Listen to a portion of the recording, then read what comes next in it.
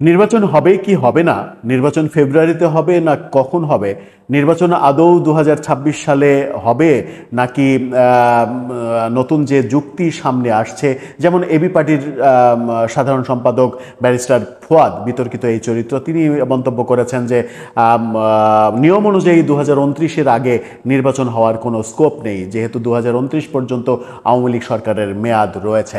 যদি সংবিধান মানতে চান তাহলে 2029 সালে নির্বাচন হবে। তার মানে হচ্ছে যে তিনি একটা তত্ত্ব বাজারে ছেড়েই দিয়েছেন যে 2029 পর্যন্ত নির্বাচন না হলেও সমস্যা নেই। এরকম পরিস্থিতিতে নির্বাচন ঠেকাতে নানা রকমের কর্মকাণ্ড চলছে। এই জাতীয় তথ্য অনুসন্ধানে বের করে এনেছে দৈনিক মানবজমিন। মতিউর রহমান চৌধুরী সম্পাদিত দৈনিক মানবজমিন সাধারণত অনুসন্ধানমূলক প্রতিবেদন যখন তৈরি করে তখন মোটামুটি সেটা বিশ্বাসযোগ্য মনে হয় এবং নানাভাবেই সেটা বিশ্বাসযোগ্য হিসেবে অতীতেও দেখা গেছে। এবার মানবজমিন আদতে কি বলতে চাইল, কারা নির্বাচন ঠেকাতে নানা ধরনের ফন্দি ফিকির করছে, তাদের স্বার্থ কোথায় লুকিয়ে আছে, একটু বোঝার চেষ্টা করব মানবজমিনের চোখ দিয়ে। থাকবেন পলিটিক্স টিভির নিয়মিত দর্শক। বলছিলাম নির্বাচন ঠেকানোর প্রস্তুতি চলছে এবং বিভিন্নভাবে নির্বাচন যেন ঠেকানো যায়, নির্বাচন যেন বানচাল করা যায়, নির্বাচন যেন বিলম্বিত করা যায়, এই ধরনের প্রক্রিয়া অনেক দিন থেকেই আমরা শুনছি। এরই মাঝে মানবজমিন যেটা বলার চেষ্টা করছে, তাদের শিরোনামটা আপনারা দেখে নিন। সেখানে বলছে তারা যে নির্বাচন ঠেকাতে নানামুখী খেলা চলছে, এটাকে খেলা হিসেবে উপস্থাপন করছে মানবজমিন। এবং সেখানেই তারা বলছে যে যারা ষড়যন্ত্র তত্ত্বে বিশ্বাস করেন তারা বলছেন নির্বাচন যথাসময়ে নাও হতে পারে। তাদের যুক্তি হচ্ছে সরকার প্রধান নির্বাচনের কথা বললেও তার ঘনিষ্ঠজনেরা ঘোষিত সময়ে নির্বাচনের বিপক্ষে অবস্থান নিয়েছেন। বিশেষ করে জামাত ইসলাম এবং এনসিপি ফেব্রুয়ারিতে নির্বাচন অনুষ্ঠানের ব্যাপারে মোটেও আগ্রহী না। তার মানে তারা চায় না ফেব্রুয়ারিতে নির্বাচন হোক। তাদের কথা পিআর পদ্ধতি, গণভোট, বিচার, সংস্কার ছাড়া নির্বাচন করা ঠিক হবে না। প্রতিদিনই তারা নতুন নতুন শর্ত এবং নতুন নতুন ডাইমেনশন তৈরি করছে এই দাবির ব্যাপারগুলোতে। এতে করে জনমনে নানা প্রশ্নের সৃষ্টি হচ্ছে। অনেকেই বিশ্বাস প্রকাশ করছেন যে প্রফেসর ইউনূসের ঘনিষ্ঠজনেরা নির্বাচন বিরোধী অবস্থান কেন নিচ্ছেন। এরা তো প্রফেসর ইউনূসের ঘনিষ্ঠ হিসেবেই পরিচিত, বিশেষ করে এনসিপি এবং জামাত। এসব তো আর অজানা থাকার কথা নয়। প্রফেসর ইউনূস ফেব্রুয়ারিতে নির্বাচনের ব্যাপারে জাতির সামনে প্রতিশ্রুতি দিয়েছেন। অনেকেই বিশ্বাস করতে শুরু করেছেন নির্বাচন যথাসময়েই হবে। নির্বাচন ছাড়া বিকল্পই বা কি? কেউ কেউ অবশ্য মনে করেন প্রফেসর ইউনূসের এই অবস্থান জেনেও তার ঘনিষ্ঠ মিত্ররা পানি ঘোলা করছেন নির্দিষ্ট একটা লক্ষ্য নিয়ে। কি সেই লক্ষ্য? তারা মনে করেন নির্বাচন যত বিলম্বিত হবে ততই কোণঠাসা হয়ে পড়বে বিএনপি, জনপ্রিয়তা তাদের কমে যাবে। এই ক্ষেত্রে তাদের একটা প্লাস পয়েন্ট তৈরি হবে। এই সুযোগে তারা মাঠ দখল করে নেবে। বাস্তব অবস্থা তা কিন্তু নয়। বাস্তব অবস্থা কি? ফেব্রুয়ারিতে নির্বাচন না হলে গণতান্ত্রিক প্রক্রিয়া আবারও চ্যালেঞ্জের মুখে পড়বে। জামাত নেতাদের এটা অজানা থাকার কথা নয়। একটি শক্তি ক্ষমতা তাদের কবজায় নিয়ে যাবে, অন্য শক্তিও বসে থাকবে না। তারাও শক্তির লড়াই দেখিয়ে মঞ্চ দখলের চেষ্টা করবে এবং তখনই ক্যাওয়াসটা তৈরি হবে, যেটা আমরা বারবার বলার চেষ্টা করেছি যে নির্বাচনকে কেন্দ্র করে নির্বাচনের আগে রাজনীতি সংঘাতময় পরিস্থিতির দিকে যাবে। বলা বলি হচ্ছে ডক্টর ইউনূস তার নিজের লোকদের বোঝাতে অক্ষম, অর্থাৎ তিনি এই নিজের লোকদের এখন আর বোঝাতে পারছেন না, কন্ট্রোল করতে পারছেন না। ডক্টর ইউনূসের কন্ট্রোলের বাইরে চলে গেছে ব্যাপারটা। আবার বলা হচ্ছে নাকি তিনি নিজেকে বিতর্কের ঊর্ধ্বে রাখার কৌশল নিয়েছেন। কৌশলগত কারণে এটা হচ্ছে। সময় যত গড়াচ্ছে ততই তার অবস্থান নাজুক হচ্ছে, অর্থাৎ প্রফেসর ইউনূসের অবস্থানকে নাজুক অবস্থা বলছে মানবজমিন। নির্বাচনকালীন প্রশাসন কেমন হবে এ নিয়ে চারিদিকে নানা রকমের গুঞ্জন আছে। এ সপ্তাহের গোড়ার দিকে এই প্রতিবেদক একটা কূটনৈতিক আড্ডায় গিয়েছিলেন। সেখানে তিনি শুনেছেন যে বর্তমান অন্তর্বর্তীকালীন সরকার নির্বাচন অনুষ্ঠানে সক্ষম কিনা এমন প্রশ্ন বারবার উঠছে। বিশেষ করে আইন শৃঙ্খলা পরিস্থিতির বর্তমান যে হাল, তাতে অনেকের মধ্যেই এই সংশয় রয়েছে যে নির্বাচন আদৌ হবে কিনা, সম্ভব কিনা। তারা বলছেন এই প্রশাসনের পক্ষে নির্বাচন পরিচালনা করা একটা দুরূহ কাজ হবে।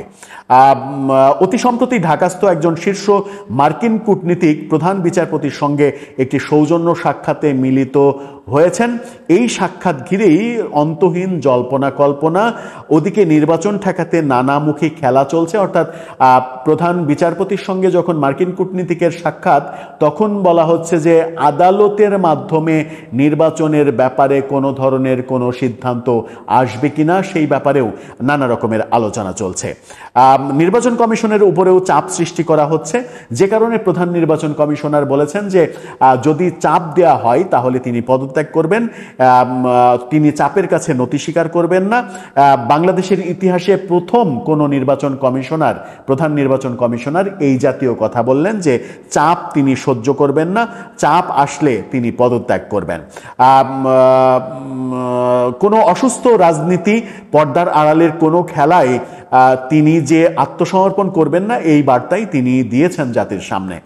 বিপ্লবের পরে প্রতি বিপ্লব হয়, এটাই নাকি নিয়তি। খুবই গুরুত্বপূর্ণ পয়েন্ট এবার এসেছে, সেটা হচ্ছে যে বিপ্লবের পরে, প্রতিটা বিপ্লবের পরেই প্রতি বিপ্লব হয়েছে এবং এটাই কিন্তু নিয়তি।